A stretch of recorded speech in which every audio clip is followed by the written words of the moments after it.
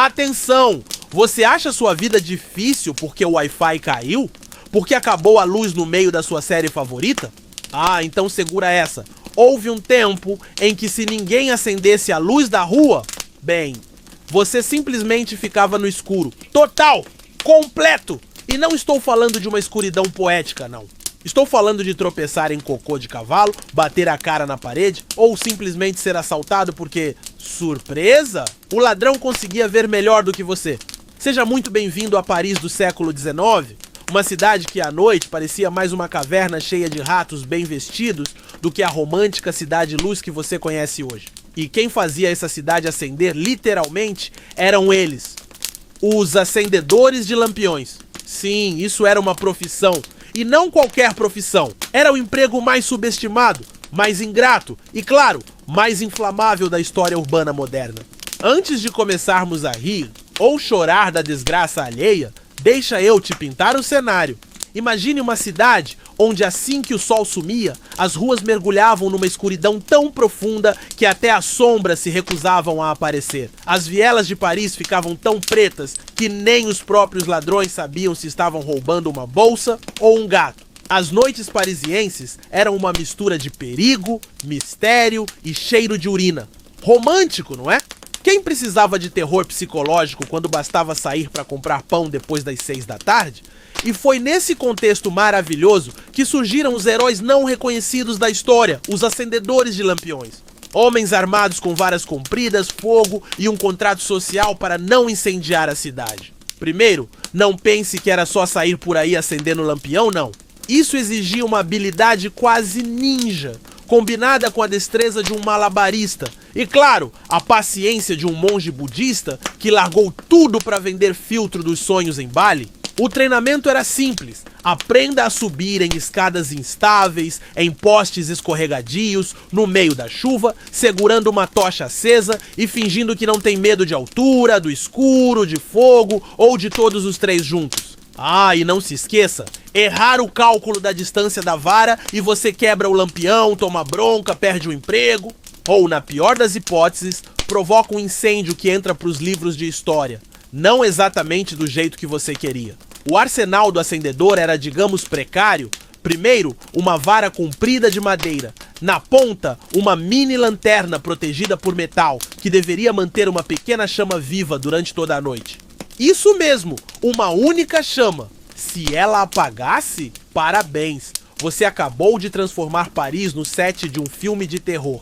Além da vara, uma bolsa de couro com fósforos, daqueles que acendiam se você olhasse torto.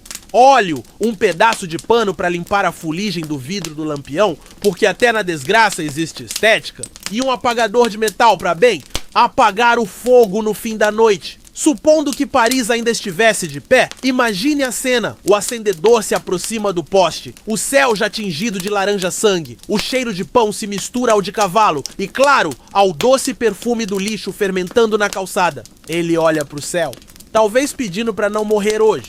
Verifica a direção do vento, destranca a portinha do lampião, ajusta o pavio, às vezes com os dedos porque luva é coisa de rico, e aproxima a chama da vara. Shhh.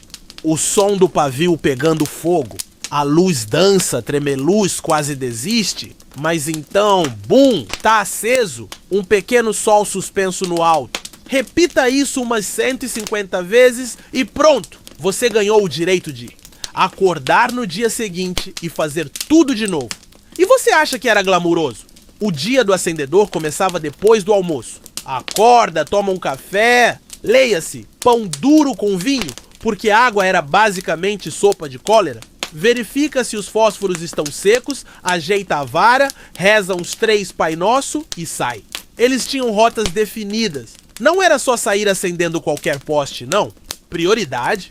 Ruas mais movimentadas, becos suspeitos e, claro, aquele cruzamento onde Madame Colette jurava que viu um fantasma na semana passada. Esqueceu um poste? Parabéns. No dia seguinte você era o assunto da fofoca no mercado, junto com o padeiro que bota menos fermento no pão e a lavadeira que anda olhando torto pro padre. Chuva? A chama apagava? Neve? Escadas escorregadias? Vento? Segurar a vara parecia mais briga com um dragão invisível do que um trabalho. E quando dava tempestade? Bom, nesse dia você torcia para sua apólice de seguros cobrir combustão espontânea. As reclamações do século XIX. Senhor acendedor, aquele poste da esquina tá piscando? Você passou, mas esqueceu o da praça. Essa luz está muito fraca. Tem como acender mais forte? Sim.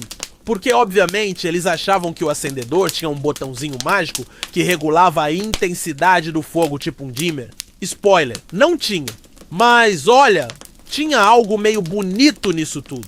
O acendedor não acendia só lampiões. Ele acendia encontros furtivos, conversas na calçada, serenatas bêbadas e até aquele beijo roubado que ninguém admite até hoje. Ele era o guardião da noite, o cara que transformava trevas em possibilidades. E sem querer, também iluminava aquele rato do tamanho de um gato que corria pelo beco. Mas, né, não dá pra escolher. E quando o sol voltava, a missão inversa, apagar tudo. Mesma vara, mesmo gancho, mas agora para abrir a portinha, assoprar a chama e garantir que Paris não queimaria até o chão. Por quê? Adivinha? Se esquecesse um lampião aceso, podia causar um incêndio. De leve! E olha que beleza! O som do sopro seguido do vidro se fechando era quase um shhh. Vai dormir, Paris! Mas aí veio a eletricidade? Ah, sim. Thomas Edison, com seu sorriso de gênio e seu complexo de querer ser o dono da luz do mundo, basicamente mandou os acendedores para a fila do desemprego. De repente, o trabalho deles ficou obsoleto. Paris se iluminou com fios, postes de metal e interruptores. E os acendedores? Alguns viraram vigias, outros zeladores e muitos simplesmente se apagaram, como suas chamas. E o legado? Hoje, quando você anda por uma rua iluminada e nem pensa de onde vem aquela luz, lembre-se, houve um tempo em que cada poste aceso era um ato de resistência contra a escuridão, contra o medo, contra o caos, e que, no fundo, todos nós, de alguma forma, somos acendedores de lampiões na vida de alguém.